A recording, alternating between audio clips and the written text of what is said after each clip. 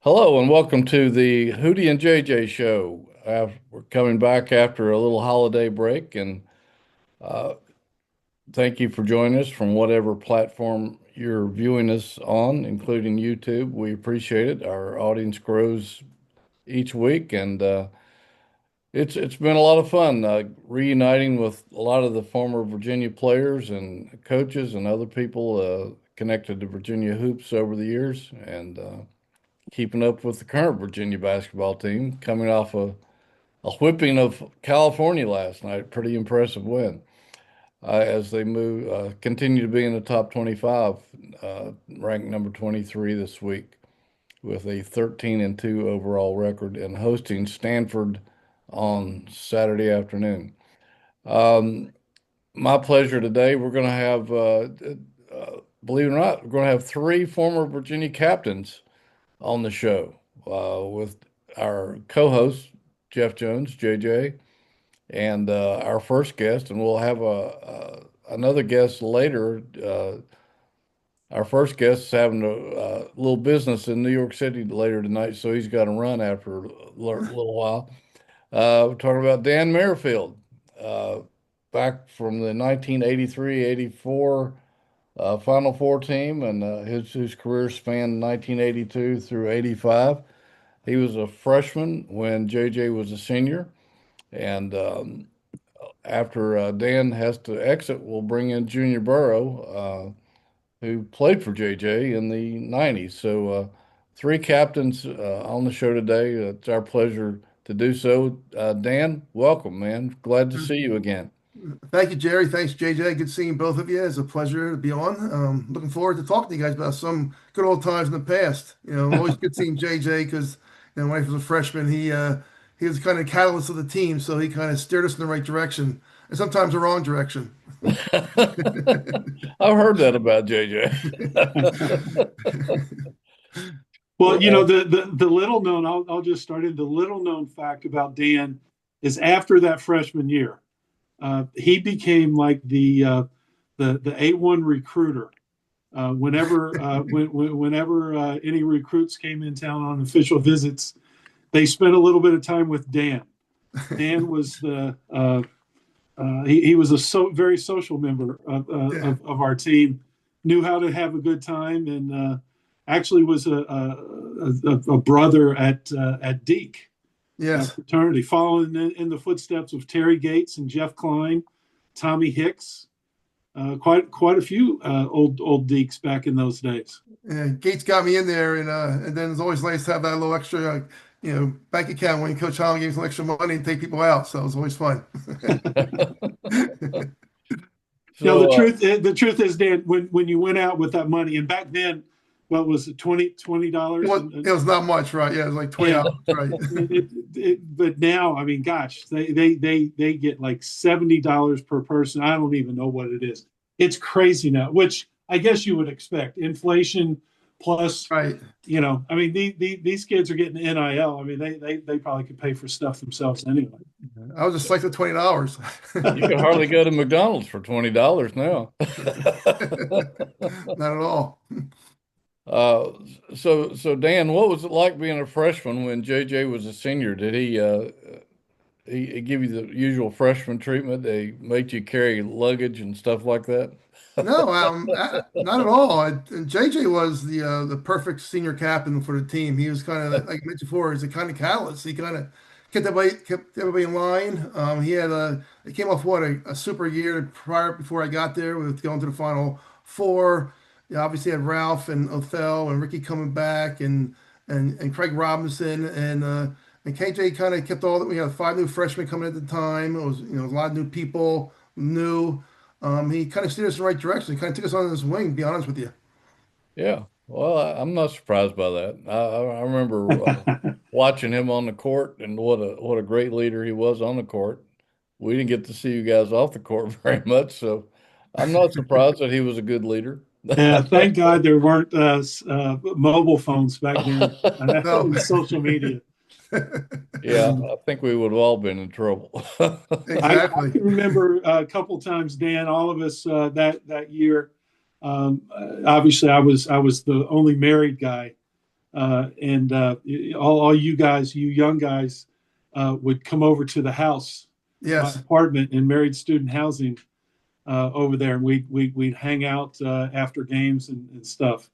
Do you by chance remember Jimmy and I laughed when he was on the Maybe We Walk Together Always evening? Yes. Yeah. Exactly. And Jay just had us over, so he wasn't allowed to go out back then. So then every once in a while he'd call me up and say he'd come over and get me out for the night. So he used me as well. That's right. So Dan, so your first year, obviously we were very good. We did make the Final Four. Othell got hurt in the ACC tournament, but we did have a very good year. The next year, 82-83, Ralph's last year was another great year, and we were rolling. But then at the end, obviously NC State got us. Right.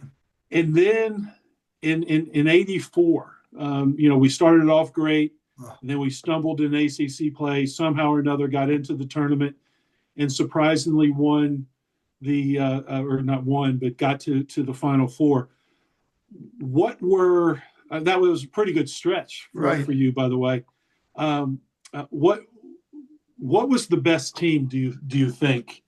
And then what was the most fun? Because in '83 we were expected to do great. Right. '84 no one expected anything. So they were very, very different seasons. Right. I mean, like I said, I came in, like I said, I was very fortunate to come in a great time. I mean, I'm coming out from high school in a small town in New Jersey.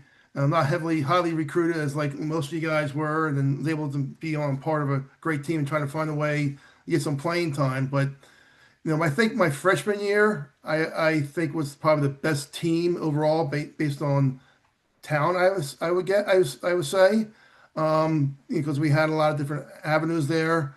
But my favorite, obviously, is the Final Four because that was just such a one of the weirdest years you can imagine playing ball. We started off like 11-0. We had a great. We went out to California, won the tournament out there in San Diego. Some classic out there. We beat a really good team with Michael Cage's team. San Diego State. Yeah, we're in a roll. And everybody's, we got along, and then all of a sudden ACC hit. We kind of struggled. We lost a lot of games, very close, and then we didn't think we were getting to the Final Four. I mean, into the NCAA tournament, and then we get the call from Coach Holland and Othell saying we made it in, and then we had a terrible game against Iona in the first game, and then all of a sudden, boom, next 3 games, whatever, it was like magic, and it just kind of like it's a euphoria. It's something you dream of as playing high school basketball, going to college, and you can make it to the Final Four, and that was probably my favorite year for sure.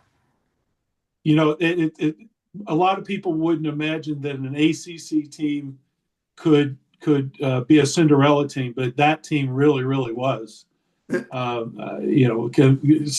Sliding in by the smallest of margins, and then, like you said, last second shot against Iona, last second shot against Arkansas. Arkansas, yeah.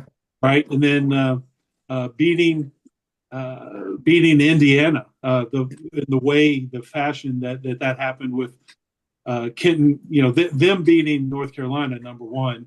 I was more impressed with the West beating Syracuse. Nobody remembers that game. We blew them out like out of nowhere. Yeah. They had a great team, Pearl Washington and all those guys, and like it wasn't even a game. We played fantastic, and they just took them out of it. Ricky and I talked about that game when he was on, and we talked about how Othell was so underrated, and Othell destroyed Pearl Washington. Oh, was clearly the better player, just despite all the hype that Pearl had at Syracuse. yes. And then Big Kent Needland making the steal and those free throws. Right. That was certainly a unlikely scenario there. I remember sitting in the stands after we beat Syracuse, and North Carolina played Indiana, and we're going to probably play North Carolina, And then when they lost was was unbelievable. We couldn't believe they lost, and it's kind of made kind of everybody kind of had a feeling like all of a sudden like North Carolina back then was they're tough obviously with everybody they had on the team, and when they lost it kind of made put a good feeling in everybody's mind that hey, we can do this, and it was great. Said Kent made a great steal and kind of secured it, and all's history from after that. Yeah, yeah. You guys had an incredibly physical team that year. Kenton and Olden Polynice, even though he was a freshman, he, and yourself. I mean, you guys, you were some tough customers. Well, let's not forget, Jimmy Miller was Well, yeah, Jimmy was yeah. there. He's the East Region MVP. Yeah. Yeah. And Jimmy was a beast. He was Mr. Physicality. I'm being sarcastic. Jimmy wasn't didn't like to get banged, but when he did get banged, he turned to a different person. As you all know, he wasn't a banger, but when he did, he responded and did his number on the people for sure. So Dan, we're going to miss you this weekend. I'm not sure if the listeners know, but this is the men's basketball reunion weekend in Charlottesville, and a lot of folks are going to be there to come back for the Stanford game, and unfortunately you can't make it. But you've been to other of those reunion weekends. Yes. Including one where we were snowed in, but we won't talk about that one. That was probably my most favorite time, obviously. My wife didn't let it great because she was almost 8 months pregnant. So, talk about kind of what that's like coming back, for those things and seeing not just your teammates, but the players, all the different eras, at the game and the receptions and that kind of thing. First of all, the experience I had at Virginia was unbelievable. I couldn't ask for a better situation for myself. Meeting, all my teammates, and then, with Coach Holland, with UJJ, and Coach Odom, Coach Larinaga, Coach Page, and then when I was there, the culture was such, family. They had, with Jeff Lamp and Jeff Raker and T Gates and all those guys, and Ralph and Ivaroni. Bobby Stokes prior to me, and then after that, kind of built on. So you had a really good relationship. And then when Coach Howland retired, when you took over the head job, kind of kept that whole family in this together. So when you come back, it just it's great to see. Obviously, the people you play with, people you help recruit. John Crotty always he gives me kudos that I was the reason why he went to UVA, and I'll take that credit because I was. They're like we had a good time. So, but it's just like brings back great memories of the university, the town, the people, and it just can't be. My next door neighbor is going to UVA this year, and she loves it, and I'm psyched about it. So it was nice, it was an experience that you can't remember, and the basketball program has always been the staple. Within the university, and obviously other sports have done unbelievably great. But and also at the time, as you know, JJ, when we were there, U-Haul was like kind of center point for the whole university, for all the sports teams. And it was nice to get to know all the football players, all the soccer players, lacrosse players, you name it, and even track and field, and it just made a nice community for the athletes there, and being there. It just brings back great memories for everybody. That's something that Ralph Yeah, talked I'm about a afraid lot. that maybe Yeah. that camaraderie between all the different sports might not exist to the extent it did anymore. That that's the trade-off. The facilities at UVA now are, at least to my eyes, amazing. I mean, the most recent, the softball stadium out there, and Klockner's still there. It's still a great one. And obviously, the baseball field's a Right. whole lot different than when we were in school. You remember our locker room? It was like, like 30 lockers, a blue carpet, we had no chairs, and we had a beat up radio, whatever, at the time, and a soda machine. That was it. And Well, the people listening would probably, you say blue carpet. It wasn't quite shag, but it was something, yeah, out of the 70s and 80s, and it was beat to hell. Right. It was an athlete. Those lockers were about maybe 12 inches wide. They weren't these beautiful wooden things that the locker rooms now have, and they were metal. Yeah, you couldn't even fit your stuff in there, have your stuff in there. Especially Ralph, he couldn't even fit his sneakers in there. Yeah, yeah. But the best showers, though, in University Hall, they had unbelievable showers back there. And you just turn them all on, and you could have a steam bath. Steam bath, yeah, exactly. We loved that part of it. Yeah. Yeah. But when we after that, when I was an assistant years later, and Phil Wendell donated all the money for the new locker room. It doesn't exist obviously anymore, and we put all that money into that. I can remember being in the new locker room, and I was angry. And this must have been the 95 team maybe.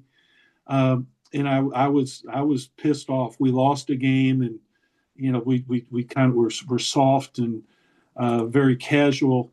So we moved the team from there to the one down at the end. I forget what number it was. I used to remember. Are you serious? That's and we moved them down there, and that was cinder block walls, right? Concrete floor, no lockers at all. Had some nails in the wall to hang your stuff up. And I remember saying to the team, does anybody know, and I probably used a few choice words, why we're in here and we're not in the other locker room? Nobody really knew. And then Corey Alexander raised his hands and said, "Are you doing repairs?" and I was steam coming up your head from that one. Oh, Jason Williford and Yuri Barnes and those guys were trying their best not to laugh, but I was so mad. Needless to say, Dan, that was not a fun practice. No, I can imagine so. Yeah, but yeah, we did upgrade a little bit in the 90s after we had graduated. Right. And had that much nicer locker room for a few years, but that doesn't even compare to what they've got now with the nap room and sensory deprivation tank, and wow. they got all this stuff now. It's pretty amazing, and good for them. And we even after in the summertime when we worked out down there, like U-Haul, they brought the floor up and we worked out on the floor of the concrete at the time. Yeah. You remember that? It was like, now I know they have their own practice facilities and all that stuff. So, but U-Haul did what it did for it. But it was it was nice. But it was a great home court advantage. I tell you that. When during our times there, that sucker was packed, and because the acoustics were so bad, it was great for a basketball game. I don't think it was probably very good for a concert, but for a basketball game, the sound would just hit the asbestos ceiling and just bounce back down, and just a lot of noise. A lot of noise. That was crazy. I remember before my first year, my first home game when it really started going crazy. Like the student section was all that one half section, and they let them in all one time. And then we were shooting around prior to practice. And when they all came in, they just came running in. And it was like filled up the half the stadium in 15, 20 minutes, and the noise was like it was electric for sure. Yeah. Where was the I'm not going to say the hardest, the most fun visiting arena that you played in? I love playing at Duke. Did you ever play in Carmichael? I did. Yes. Yeah. My whole time, my whole 4 years there. Okay. Yeah, when I graduated the year after, they opened the Dean Dome or Dean Center or whatever it's called. But I love playing at Duke. I loved it because they and screaming and right on your face. I mean, I love that stuff. And I know my senior year, somebody got knocked over. I was on the sideline. I was saying some things that weren't nice. My parents were right around and they heard it and they'll never forget it. So, but they used to call me, everything obviously. And it was awesome. I love that stuff. I mean, I love being tortured. So Dan, how did you, and for the folks, that are listening that don't know, you've been up in New York for really since you graduated, right? You graduated 85. 85, but I spent 2 years at UVA, obviously, That's right. and in 87 I came up to New York. Yeah. How did you end up there? And I guess why did you stay? Just kind of let everybody know kind of You how that transpired. know what, Jay, that's a great question. And I don't, it's just kind of weird how things happen, but, obviously, after I graduated, I was still kind of didn't know what I want to do. And I got a GA for 2 years. And I thought I wanted to get into coaching. I loved it. So in hindsight, I wish I stayed in it in a way. But I had I spent 2 years there, and I said, let me try something different. I had a friend of mine working in New York City in the advertising business, and he said, hey, why don't you come up here and try to interview some people? I interviewed around town, got a job at a small company in advertising. And my goal was really stay a couple years and then try to figure out what I want to do. My goal was really to move back to Philly. And obviously that was my main goal. And then I met my wife, and hence she's from Long Island, and Long Island girls do not move from out of Long Island. So hence, I was very fortunate to have a very good career in advertising. I worked at Turner Broadcasting for about 25 years, and was able to raise a family here and stay here. It kept me close to my parents, about 2.5 hours away when they were alive. And but it just kind of happened. And my plan, it wasn't my plan, but you always move in different directions and kind of move in the right direction that's good for you. And I'm obviously very happy how it turned out. Are you still in advertising, Dan? Yes, I am. I'm still work for a company called Future Today. I'm always sold TV advertising, and I'm still selling. I'm doing that now in the streaming world right now. Awesome. Dan, I'm happy that you made it to New York and you didn't move back to Philly. You're still an Eagles fan, and Oh, I feel bad for you for that. But at least we got you out of Philly. You're not a full-time Philly guy. sports wise, I'm still a full time Phillies guy, and Sunday you'll see me at the link. So, Hey, you won the Super Bowl. yeah, exactly. I know JJ is not like the Philadelphia fans at all, and most people do not. But they're not as bad as you think they are, Jerry. I've been to Philly a few times. Yeah, they've treated me nice. I have no problems with the Philly people.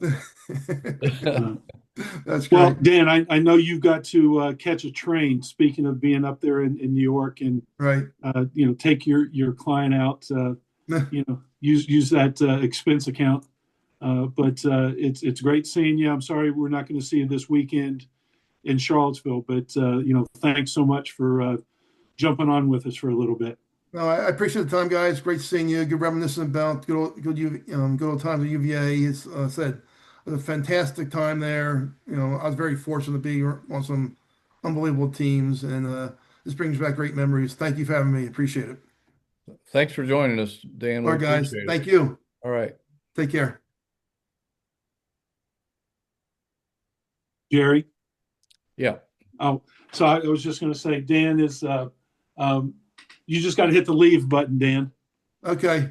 All right, guys. I can't if I can figure that out, JJ. You know what I mean? Don't be slow with that. Put your glasses on. I'll be in touch. I'm gonna come down and I'm trying to come down in end of March. Beginning of March game. I'm planning on coming.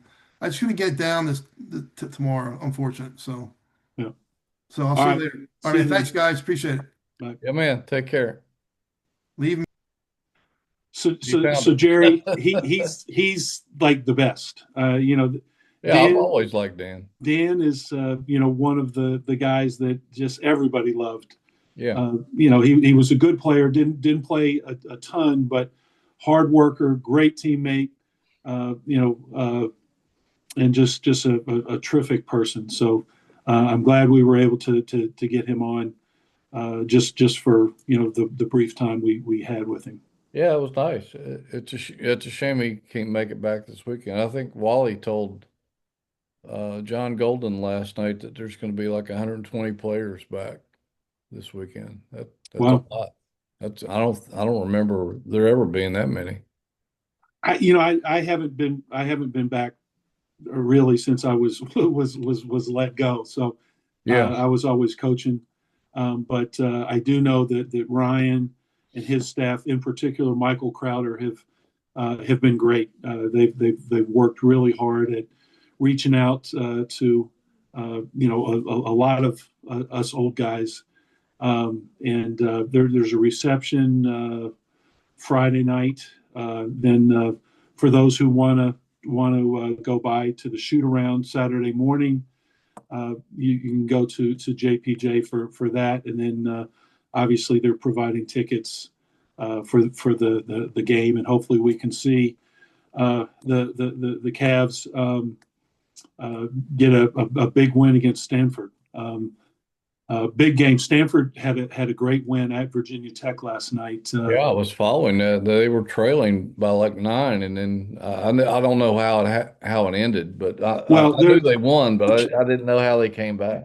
yeah, they've got a little guard who's really good, and he really, I mean, he makes them go. He had 31 points, Wow. including the game winning. They were down 2 with just a few seconds. He had a game winning 3. I think he had a bunch of assists. He just kind of did everything for them. So that was a big win on the road for them, and they'll have some time to adjust. The game last night for Stanford and Cal, I think, are probably the hardest games because that's the first one on this trip, and it's Yeah. Wednesday, Saturday, obviously. So it's not like it was a Wednesday, Friday, schedule. So they'll have today to kind of take it easy, recover, acclimate to the time change maybe a little bit, watch film, have some sort of practice on Friday. I'm sure they won't go too hard, but then 2 o'clock, 2:15 tip off on Saturday. So it'll be a good one. Kyle Smith is the Stanford coach, and I think is this his? I think this is his first year. I believe Maybe it is. last Yeah. year. I think it is. Yeah, but he had coached from several different places uh, over the years. He was at Columbia on the East Coast, did a good job there, and then had been out at was it Washington State maybe, and I believe so. did a nice job there before going back to Stanford. I want to say he was maybe an assistant coach out there back years ago. But they've got a good squad, and it'll be a big test for UVA. One of the things you mentioned UVA being ranked for them to move up in the rankings. They're going to have to continue winning, but getting a win against a good team like Stanford, I think helps them in the eyes of the pollsters, but also more importantly the committee. Yeah. If getting the best seed possible in the NCAA tournament, they're going to want to inch up because as they do it in the polls, their net and everything else will be improving right alongside that. So these games are all important, and we saw when the team lost down in Blacksburg. It's a bear. It's hard winning on the road anywhere, but especially in conference play. So when you're at home, you've got to those games are even more important. To make sure that you hold serve. Yeah. Yeah. It's you have to win at home in this league, that's for sure. If you don't, people are going to look at you a little a little sideways, that's for sure. Yeah, and this has, it's crazy. Last year it looked like the ACC was down, and people were questioning whether how good the ACC was going to be, Yeah. moving forward. Well, I think at least thus far, the conference has shown that they still are pretty good at this basketball thing because obviously Duke, Louisville, Carolina, Virginia, but Clemson is pretty good. They had a nice win last night against SMU, was it? And, Yeah, SMU's pretty good. SMU's The way good. I mean, they handled beat North Carolina Yeah. the other day. So I think the ACC can go from, well, was it 4 teams last year in the NCAA tournament Yeah. to maybe as many as 8. Yeah, I think you're right. The league's definitely better. Yeah. So, it's exciting, and obviously with with Ryan's team, playing well, and I think positioning themselves so far, they've got a chance to have a heck of a season. I totally agree with you. And the last 2 wins have they've been pretty overpowering.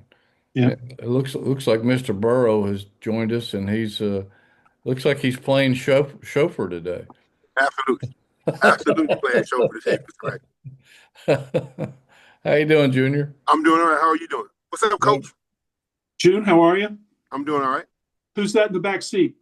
That would be the light of my life, Savannah Burrough. You see, she's got her earphones on, so she can. Although maybe she's hearing. Yes, she can hear a little bit of it. Yeah. She's smart enough to keep one ear off and one ear on to make sure I know where I'm going, or if she hears her name or something that she doesn't like. I like it. So June, when are you heading down? We were just talking about the reunion. When are you heading down to or up to Charlottesville? The plan has been to leave this area around 1:30 tomorrow and make sure we get to the cocktail event at some hour around 5:15 or 5:30, fashionably late, because I get to bring my wife this time. So, we should be there. We should be checked in and ready to move, and where we're supposed to be down there at a part of campus that I don't remember very well in the rotunda. So, well, you know where the rotunda is. I mean, it's kind of big. Yes. I mean, well, Coach, I did a lot of walking around that part. As a history major at the school, it's not really where we went a lot, and there weren't very many cafeterias over there. So, so this will be her side of campus, Coach. That was her side. Yeah. Well, so have you been to many of these reunions over the years? No, Coach. For some reason, I don't know. I don't know if I guess I talked to my teammates so much at the actual ones I played with. And I've been to a bunch of Coach Bennett practices, and of course with Jason being on the staff for all those years, it was really easy just to come to a practice and kind of be around. Justin, my son, always was at a Tony Bennett camp or something. So, but this will be my first official alumni coming to anything. Gotcha. Now, so June, obviously your team, 1995 team, is being recognized at the game. This is Ryan initially said 30. I think it's actually 31 years since that team made it to the Elite Eight. What do you remember about that? That team. Well, like we were talking about just a second ago, when you get to, obviously I have a wonderful relationship with you. When you get to be around your old teammates, be around of us as we've gotten older, all we think about are we should have beat Arkansas. Like, we should have been a Final Four team. Like, there is no part of us that doesn't think that we should have won the game against Arkansas. It was a great group of guys to be around that much. I mean, this is my senior year. It's obviously hard to say you didn't love every moment of it because of what it turned out to be. But at no point in time did we not think that we should have beat Arkansas and we should have been cut down the nets. So there's a part of you that it's like it's unfinished business. And even though a lot of people probably didn't think we deserved to be there, I never felt like that being, you being the head coach and us being all in the hotels and anywhere in practice. Like, there was never any conversation that once we got into the tournament and once we lost to Wake Forest in the semifinals of the ACC tournament, which also bothers me still to this day, I just thought we were good enough to do everything we did and more. That was a hell of a win against Kansas, though, to get you into the Arkansas game. It kind of numb. It's kind of, Mr. Ratcliffe, it's one of those things that we just always thought we were good. So we always thought we were good enough. I mean, you have to credit your coaching staff and everybody else around, but there was, I don't know if you want to call it delusion, but there's also a part of you that just doesn't matter that you're 45 minutes from their campus. They have all these guys. We thought we played in the best conference. We thought we had played against the best competition. And we thought we were good enough. So there is no part of us that didn't. Well, Jim, yeah, I think the confidence when you talk about, once we got in, the fact, I mean, it was weird because it was a four-way tie, but when we were coming from the ACC, we did, I think, believe that, we came from the best conference and beating Kansas in Kansas. A lot of people talked about that as being an upset, and there was no way that was an upset. And I think, in talking to Roy years later, Roy Williams, I think they understood that maybe the rankings, said that it was an upset, but that was we were just the better team. Arkansas, we needed another day with Corey being out, for as long as he was. I think had we had another day, we might have been a little bit better. But obviously, the way the tournament is scheduled, we didn't have that day. Right. Let me ask you a question. I've never asked you this question before, but did it ever cross your mind that maybe that game, because Corey had broken his foot back in January and had been out January, February, whenever that was, and had been out. But what people might not know is that he had come back and was practicing and destroying guys in practice. But wasn't going to play. And that was my decision. I think maybe Corey's too, but there was no way after two broken or one broken foot twice that I was going to let him. But has it ever crossed your mind that if Corey had stepped out there, that Arkansas game might have been a little bit different? Right. I mean, I clearly think so. And it's funny because, obviously, how close Corey and I are. He's sitting in the hotel rooms with us. He's always around us. And it's funny because we had a scare against Miami of Ohio, and it went into overtime. And, our overtime record as a group was, we were 8-0 or 7-0 or whatever our overtime record was, but we were undefeated in overtime. So we always talk about the overtime game. Once we won that game and we got back to the hotel and you start to see the other teams that are winning, the conversation started to happen where, man, I mean, we keep winning. It's time for you to put your big boy pants back on, point guard, and come on back out there. And, we laughed about it all the time, but it was just something that obviously you guys had already made that decision. But I never thought we weren't good enough. I just always thought if we could have added him, we weren't just going to be a Final Four team. We had a chance to really win a national championship because we had the guards to win it, and we were playing so well. There was a chemistry there that we had kind of figured out.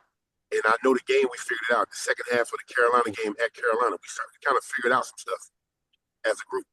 And it just made us amazing. And adding him to that group, I think that would have really changed everything. Whether he would have been half of himself or just, even though he was playing so well in practice, I thought it would have really been a real big jump for us if we could have got him. Yeah. Well, it was a fun year, and I'm looking forward to you guys getting recognized at the game on Saturday. Who was the player that year?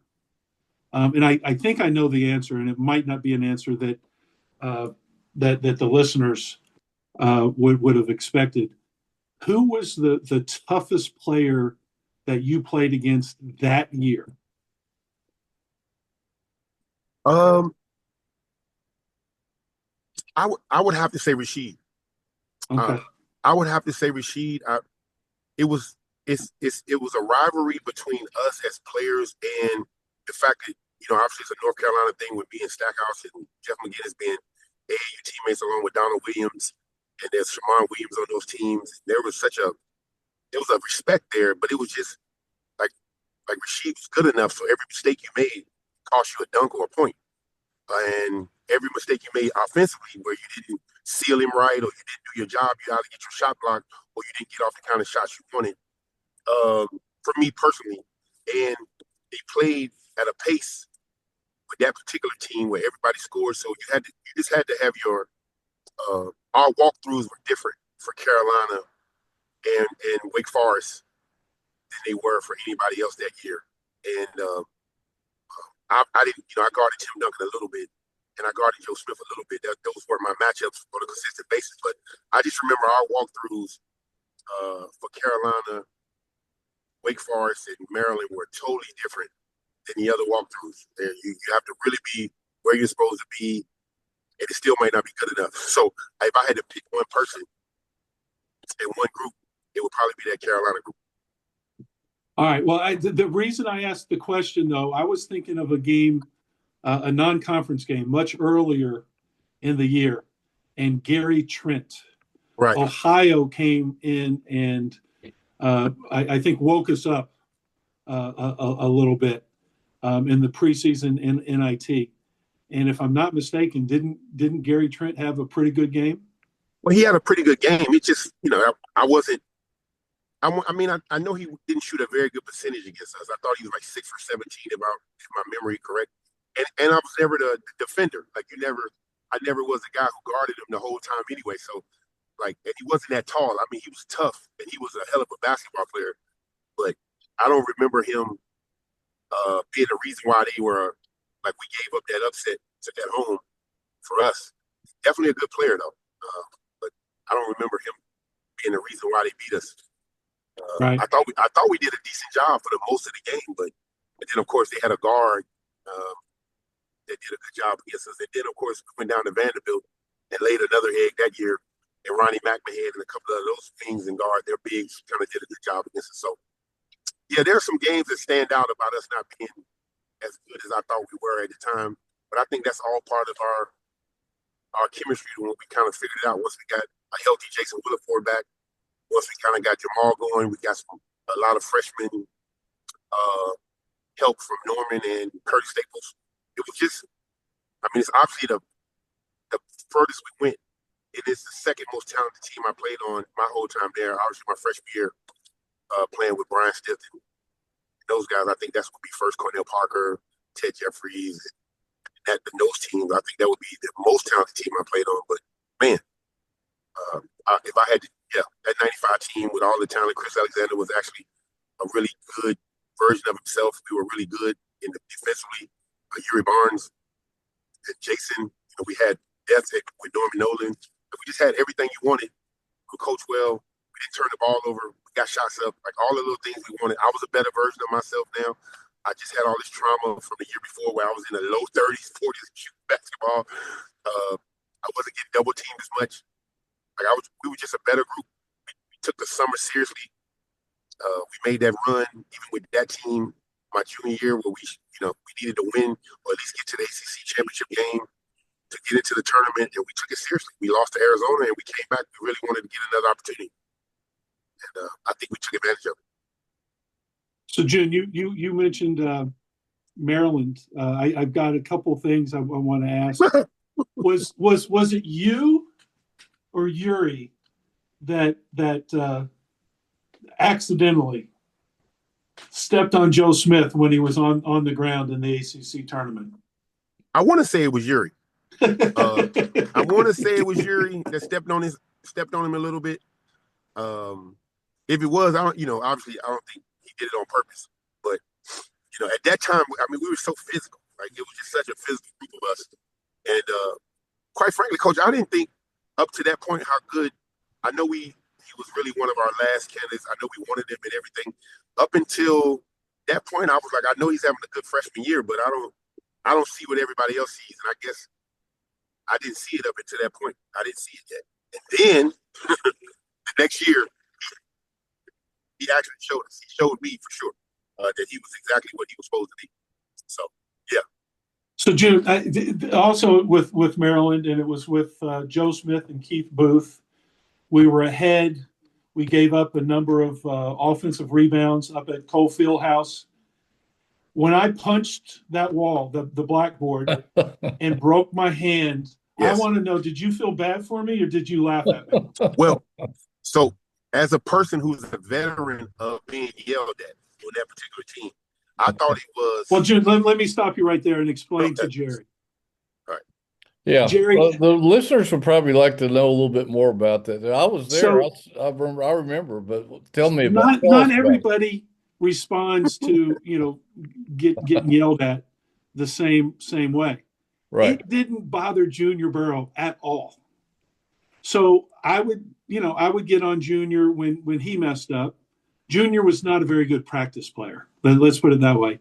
So we had our moments in practice. In fact, one year, and Dennis Wolf told me this story, but one year Junior apparently was god awful in practice, which was kind of normal. So my dad was there, and my dad called Dennis Wolf over after practice and said, "Dennis, you got to talk to him. He won't listen to me. You can't play Junior Burrough. You can't play him." And we were playing Notre Dame the next day. Junior got 20-something and 12 the next day. and so I knew a little bit of something, about Junior. He wasn't great in practice, but he was pretty good in games. But I could, if I was mad at, say, Yuri or Chris Alexander or one of those other guys for something, I couldn't yell at Yuri Barnes. He'd get all shaky and wouldn't respond well. But I could yell at Junior, and it would scare Yuri so much that Yuri would play better. So Junior was just kind of that guy because it just bounced off of him. He could care less. Is that right, June? Junior, I would go. Feelings? Yes, I would say that was part of it. Yes, it didn't bother me as much to be yelled at because I think the biggest part is that once we realized that you were in it with us, like you were one of us. Like I think that goes without saying. Like when your coaching staff believes in you and you really have a lot of people around you that's really on point. And you rarely allow the small things because we didn't yell just to yell. It was always because it was we got in trouble. We're not doing what we thought we were capable of doing. And I think that changed everything. And we had so many conversations as a team, like, why is he yelling at you? Why is he yelling at me? And I'm like, he's not really yelling at you. It's me. I'm the one that's getting all of this. Like, why is it bothering you so much? So it used to always be kind of the funny part. And of course, Corey and some of the other guys, he just had Coach Jones and, obviously Coach Ellaby and Wolf, everybody had different relationships with the players, but they all had a relationship. And it was always one you cherish to this day because we all still stay in contact. And it's for the only reason is because, we really, really cared about being successful as a group. And I think that's the part about validation of this 95 team that I want, that everybody wants to be a part of. Junior, tell us a little bit about the players' reaction when Coach Jones came into the locker room and hit the blackboard with broke his wrist. Well, we had a chance to be 5-0 in the conference, and we gave it away. We basically just kind of fell apart towards the end there. Or in Johnny Rose too. Nobody talks about Johnny Rose enough for that Maryland team. He made some plays late, and we just couldn't close the window. And it kind of got down, so we were kind of playing from behind against a team we had never lost to, quite frankly. So it's maybe we didn't take them seriously, which you don't know what coach was thinking at the time, but it definitely started with us not being the rebounding physical team. I think Maryland out-physicaled us for the first time in their time playing against those Joe Smith teams, and we gave one away. So when he came in and kind of ran over there, it was one of the few times he didn't say a lot, and he just went into a regular spill and he slammed his hand into the wall. Now that's not the part that we all remember. The part that we remember that most of the time after every loss or every game we don't play well, it's quick to everybody get on the bus. Get on the bus, let's get out of here. This time there was a 30 to 45 minute window of where we were all sitting around with our families, waiting around to kind of figure out why we're still here. And of course, the reason why we're here is because he get his hand checked out. And we're trying to figure out what happened. And then he got on the bus with a cast on his head. And, it finally hit us like, oh, that kind of happened. So Corey's on the back. Like, I think he broke his hand. So none of us were none of us were men enough at that time to ask him what happened. You know, it took us a couple of days to kind of get to him, like, hey, did we do that? That kind of stuff. So, and of course, he gave us some choice words. But that's the best part about the ACC. You don't get to waste our time long on being on that. So you had to ride home, and then the next day you get to ask those questions, and then now you got to get ready for the next group. So, Jerry, I was actually very proud of myself because, June said, they didn't notice because when I knew the second that I hit the wall that I broke my hand, but I was not going to allow these guys to know. I never heard that part, Coach. As I was walking out, Ethan Saliba, who, by the way, got some great TV time last night, and Corey said some nice things about him when Devin Tillis bumped knees and Ethan was taking care of him. Yeah. Ethan was standing right by the door, and I was walking out. And the Maryland locker room in Colt Fieldhouse was awful. I mean, that was a joke. But I was walking out, and as I passed by Ethan, I paused for just a second, and I just kind of mumbled, "I need pain pills and ice." And I went and I did the press conference where I could see my hand swelling up as I was doing it. And then, as Junior said, they had to wrap it up. And I don't know what drugs they gave me, but it worked on the pain for sure. He definitely felt like he played the game. It was just one of those times where, you're so caught up in your own mistakes that you're not paying a real attention. But then it became more apparent as we got to wait around a little bit longer than we normally did because, there were a lot of our family members just kind of waiting around. We lost to a team we hadn't lost to in my career. We hadn't lost to Maryland at all. So, we're just more upset about that than anything. And now our coach now has broken his hand because of us. So it became part of that story. I would break my hand again if what we win 12 out of 13 games, something like that. It was crazy. Yes, I'd break both hands. I'd break my arms if we could win 12 out of 13. It's like now practice is not for me not to be a practice guy. And they were struggling on that. Mr. Ratcliffe, I tried to be. We were. It's kind of hard to explain why I became a better practice player as I was at the beginning, but because it's one of those things where university, like U-Haul, was one of those places where once it's packed up full of people and you see it for the first time as a actual game scenario, everything else is secondary. And I know I'm 50 years old now and I'm able to use this as an excuse, but at the time it's just regular practice. But I can't wait till we get Georgia Tech or whoever else in the gym. You can give yourself you can focus in better, as opposed to coming in and focusing in practice. And I think that was how it started. And then I started to realize as we got older, and of course, not the lackluster junior year, but definitely not the kind of junior year that you wanted because I was shooting such a poor percentage. I took more of accountability in my practice habits and stuff moving forward. And I think that's what also helped us change. Being in shape, being ready to go, being able to play longer minutes, etc. Well, we know what Allen Iverson thought about practice, right? Junior, in all honesty, Junior improved as a practice player, during the course of his career. And he also, June, how many assists did you have your first year? We joke about it so much. I want to say it was 7. Oh, I thought it was like 1 or 2. I mean, that is 1 or 2, Coach. That's 7, though. That's still 7. But your fourth year, how many did you have? It was quite a few more. It was high 25, 30 something. I was higher, a lot higher. I felt like I turned into a regular, like a Magic Johnson Joker type by the time I got there. All things considering and comparing to that freshman year. All right, June, we're running out of time here. We're gonna have to let you go, but I do have one question about this trip to Charlottesville. Will you be making a stop by Wayside Chicken? Coach, this is the reason why I'm going to be there at 5:30 as opposed to 5 o'clock. There's no chance that I'm not going to Wayside Deli as soon as I touch the city limits. There's no chance I'm not going. They know me in there. They love me in there. The chicken breast sandwich says you love me. It says love. So the same people that were there when you were in school are still there? There's a lot of them in there. Obviously, if you can't eat that type of food for this longer period of time and still be alive, coach, that's hard to do.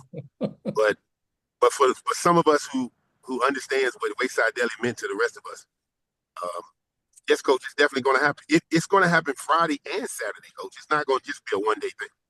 Gotcha. And then do you have a soft spot or a longing that Sarge's or the tavern Yes, coach. is no longer there? Does that hurt you? It hurts. There's a tear dropping every time we pass that part of town, driving past it. That I just don't understand. I know progress is important, but I just don't understand why they got that place moved on. Like White Spot and of course taverns are two of the places where I never would have thought would ever go anywhere. All right, Jerry. Let's to tell you what kind of a guy Junior is, and to coach. Going to finish with one story. We were at NC State. We had gone to Reynolds Coliseum. We had our shoot around. We bussed back to the hotel, and then we were at the hotel. We had a little bit of time before pregame meal. I find out later, I don't know exactly when it was. We get back to the hotel. I go to my room. That's usually when I read or did whatever to try to relax. I find out later that Junior convinces the bus driver to go back out down the street to Krispy Kreme. When we were driving by, right, they had the light on. And Junior couldn't resist. At that time, there was no Krispy Kreme in Charlottesville. Hot donuts. So Yes. Junior went back, got his donuts, and then came back. So fortunately, we won the game because he would have really been in trouble had we not won the game. One of my best moments. That's part of my career that, being able to talk the bus driver in and listen, I got enough money to get you a dozen and me a dozen if you're willing to take me back over there. So, I admire that, Junior. thank you. We're going to win this game. Listen, I told him if we don't win this game, I'll never hear the end of this. So you got to get me over there back as quick as possible. And of course, he found out later, walking up the steps, where'd you get your Krispy Kreme? I got the bus driver to look out for me. So, the good old days. All right, June. What does the coach say to a guy that just comes back with a dozen donuts in his hand? Well, after the game, it took about a week before he found out. There wasn't, Okay. If he would have came downstairs, getting on the elevator, I would have tossed him over like a frisbee to the left or right. There's no chance he'd walk up the steps with him. But I was able to get upstairs, and my roommate Maurice Watkins looked at me like, "Hey man, you're gonna get me in trouble." I was like, "No, this is good, man. We're in a good place. We're gonna win the game. We all trust me, So it all worked out. All right, June. We'll Thank you. see you tomorrow. Everybody's going to be there from the 95 team other than Jay Willie. Georgetown has a game. Jamal, ODU has a game, and then Corey's. I don't know what game Corey is calling, but so it'll be a good crew, a good group. Even Percy Ellsworth is coming back. So wow, awesome. It'll be a fun event, and like we said, Jerry, hopefully Ryan and company will be able to get another big ACC home win. Absolutely. Love what Coach is doing down there now. It's a great opportunity to see the team moving forward like us. Well, next time, Junior, I'm going to go hang out with you because you know all the right places to go. I appreciate you. All right, guys. Thank you. Thank you, Junior. Appreciate you taking some time out, man. I appreciate the time. See you this weekend. See you this weekend. All right, that'll wrap up the show for this week. Thanks to JJ for arranging Junior and Dan Merrifield to join us. It was great catching up with those guys and hearing some of those inside stories that you've never heard before, particularly Junior's eating habits. That's very interesting stuff. So thank you for joining us. We'll see you next week. Godspeed. See you Saturday, Jerry. Yeah, I'm looking forward to it. Should be fun.